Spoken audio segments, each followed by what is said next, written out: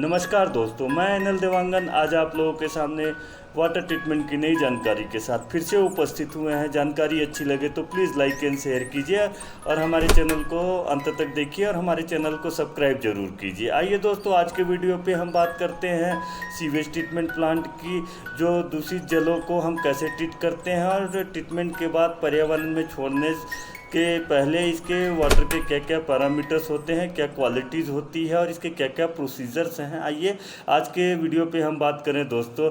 तो सीवेज का मुख्य स्रोत दोस्तों बड़े बड़े नगर पालिकाओं, नगर निगमों, इंडस्ट्रियल वेस्टेज, बड़े बड़े संस्थागत आवासीय परिसरों के वेस्टेज, रसोइयों के वेस्टेज से तथा स्नानागार और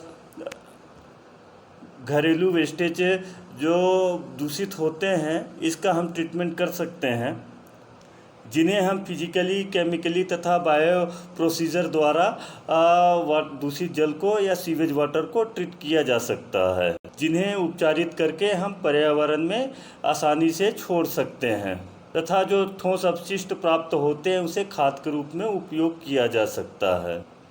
सीवेज वाटर जो सीवेज ट्रीटमेंट में या सीवेज ट्रीटमेंट प्लांट में ट्रीट होता है या उपचारित होता है, वहाँ पे सेंट्रीफ्यूज सिस्टम, फिल्टर्स या बायोफिल्टर्स भी कहते हैं तथा एरोबिक प्रोसीजर्स लगा होता है, जिसके थ्रू वाटर को ट्रीट किया जा सकता है, दूषित जल को ट्रीट किया जा सकता है। मुख्यतः दोस्तों सीवेज ट्रीटमेंट प्लांट में मुख्यतः 4 चरण होते हैं या 4 प्रोसीजर्स होते हैं, जिसे दूषित जल को, सीवेज वाटर को ट्रीट किया जाता है। तो पहले हम बात करते हैं प्री ट्रीटमेंट की।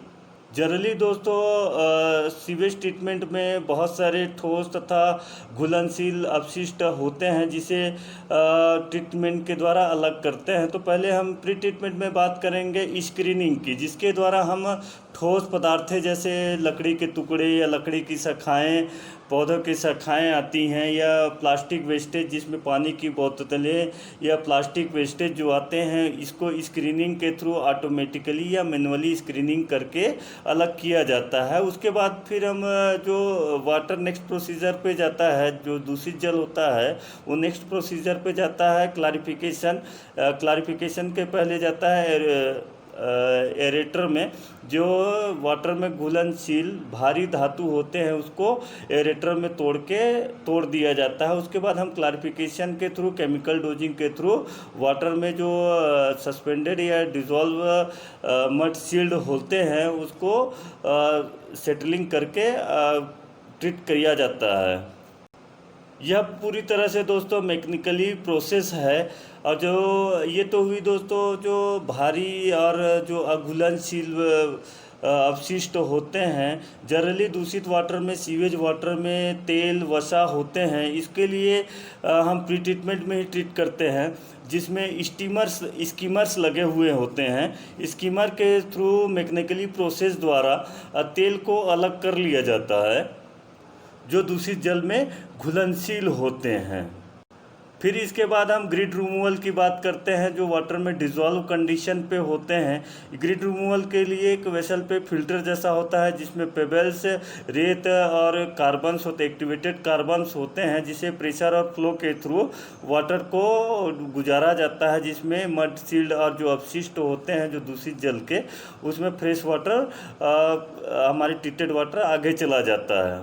और जो हमारे फिल्टर्स पे अवशोषित हो जाते हैं उसे बैकवाश के थ्रू बाहर निकाल लिया जाता है तथा फ्रेश वाटर को या ट्रीटेड वाटर को नेक्स्ट प्रोसीजर पे ले जाते हैं।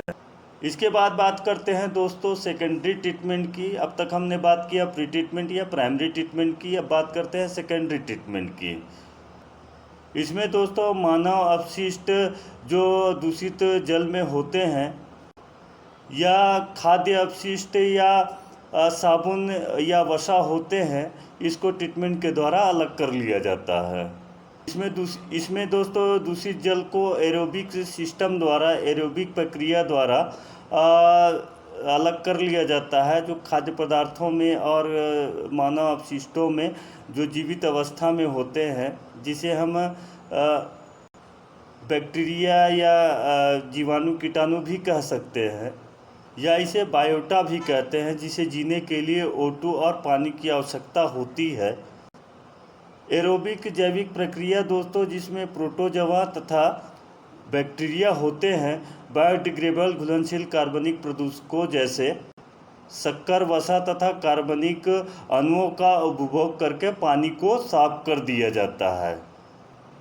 एरोबिक प्रक्रिया में दोस्तों जनरली फिक्सेड फिल्म या अटैच ग्राउंड सिस्टम होता है, जिसमें trickling filter, conducted well line biotowers एवं रोटरी बायोलॉजिकल रोटरी होता है या कंडक्टर होता है, जिसमें से सीवेज वाटर को गुजारा जाता है।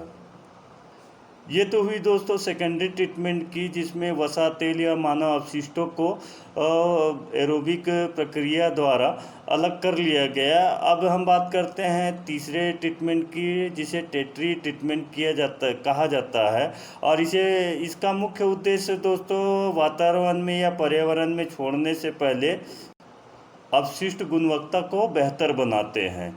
इसमें बहुत सारे प्रोसीजर्स हैं दोस्तों। आइए अब हम टेटरी या तृतीयक ट्रीटमेंट में हम बात करेंगे। तो पहले बात करते हैं फिल्ट्रेशन की।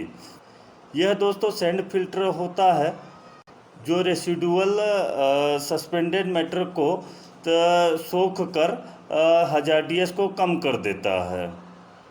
इसके बाद हम दोस्तों या दूषित जल को, या जो फिल्टर के बाद जो जल प्राप्त होता है, लेगून या पौंड में एकत्रित कर लेते हैं, जिसे सेटलिंग के द्वारा अपशिष्टों को सेटल कर लिया जाता है और ऊपर के जलों को प्रवाह के द्वारा नेक्स्ट प्रोसेस पे ले जाया जाता है। इसके बाद हम बायोलॉजिकल न्यूट्रिएंट्स रिमूवल करते हैं। बायोलॉजिकल न्यूट्रिएंट्स रिमूवल करने के लिए जो जैविक पोषक तत्व होते हैं, इसे हम दूषित जल में या जो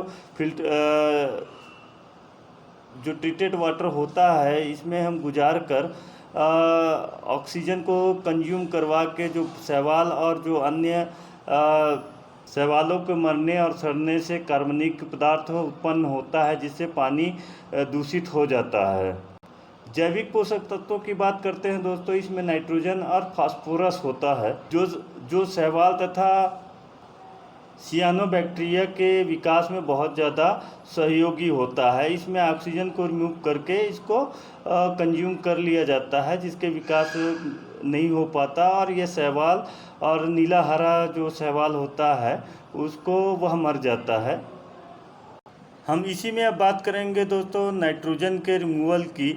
नाइट्रेट को दोस्तों अमोनिया को से नाइट्रिफिकेशन करके रिमूव किया जा सकता है। ये तो हुई दोस्तों नाइट्रोजन के रिमूवल की। अब बात करते हैं बायोलॉजिकल न्यूट्रिएंट रिमूवल में फास्फोरस की, जो शैवालों की उत्पत्ति में या विकास में बहुत ज़्यादा सहायक होते हैं। इसके रिमूव कैसे करें, आइए हम इसके बारे में बात करें।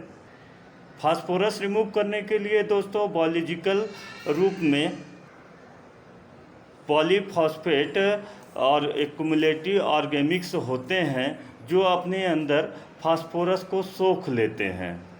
या जनरली फास्फोरस को रिमूव करने के लिए हम फेरिक क्लोराइड, एलम, पॉलीइलेक्ट्रोलाइट या पॉलीएल्युमिनियम क्लोराइड या लाइम का उपयोग करते हैं। फास्फोरस को एक बार हटाए जाने के बाद यह फास्फोरस मुक्त अपशिष्ट जो होता है, उसे हम खाद के रूप में भी उपयोग कर सकते हैं। ये तो हुई दोस्तों बायो न्यूट्रिएंट्स रिमूवल की बातें। अब नेक्स्ट प्रोसेस पे हम ये सब प्रोसेस होने के बाद जो दूषित जल है बहुत कुछ ट्रीट हो गया, उपचारित हो गया है, अब इसको हम डिसइंफेक्टेड करना है। इसके लिए हम दोस्तों क्लोरिनेशन की या हाइपोक्लोराइड की या कैल्शियम क्लोराइड या इसे हम ब्लीच कहते हैं, इसके द्वारा हम क्लोरीन का मात्रा मेंटेन करके इसे हम उपयोगी बना सकते हैं। ये तो हुई दोस्तों अब तक तीसरे या टेटरी ट्रीटमेंट की, जो नॉर्मली सीवेज वाटर को या इंडस्ट्रियल वेस्टेज को ट्रीट कर सकते हैं। बाकी अब हम फोर्थ ये ट्रीटमेंट की बात करते हैं, जो बहुत ज़्यादा उपयोगी होता है हमारा फार्मा इंडस्ट्री में, केमिकल इंडस्ट्री में, जिसका दूषित जल को माइक्रो पोइजन ट्रीटमेंट के द्वारा ट्रीट किया जाता है, उसके बाद ही हम इसे उपयोगी बना सकते हैं। जो दूषित जल जिसे प्राइमरी, सेकेंडरी तथा टेटरी या तृतीय ट्रीटमेंट के द्वारा दूर नहीं किया जा सकता, इसे हम फोर्थ ट्रीटमेंट के द्वारा ही रिमूव कर सकते हैं, और जो जल प्रदूषण का भी कारण बनते हैं, जिसे आजकल दोस्तों बड़ी बड़ी विकसित देश जो हैं उसे माइक्रो पोल्यूशन भी कहते हैं। फोर्थ ट्रीटमेंट में दोस्तों मुख्य रूप से ग्रेनुलेटेड एक्टिवेटेड कार्बन होते हैं जो माइक्रो पॉल्यूएंट को अवशोषित करता है। उसके बाद जो जल होता है उसे ओजोन रे से अवशोषित किया जाता है, जिससे उसमें जो माइक्रो पॉइजन होते हैं उसे अवशोषित कर लिया जाता है। ये तो भी दोस्तों प्राइमरी, सेकेंडरी, थर्ड, टेटरी और फोर्थ ट्रीटमेंट की। अब जो दूषित वाटर में या दूषित जल में जो स्मेल आती है, महक जो आती है, वह महक जनरली हाइड्रोजन सल्फाइड की होती है, जिसे कार्बन रिएक्टरों द्वारा क्लोरीनेशन हाइड्रोजन परऑक्साइड से इस गंध को नियंत्रित कर लिया जाता है। नेक्स्ट वीडियो पे हम बात करेंगे दोस्तों इसके पैरामीटर्स की, और इसके दूषित जल जो ट्रीटमेंट होने के बाद कहाँ कहाँ उपयोग हुआ है इसके बारे में हम बात करेंगे। नमस्कार दोस्तों, धन्यवाद दोस्तों।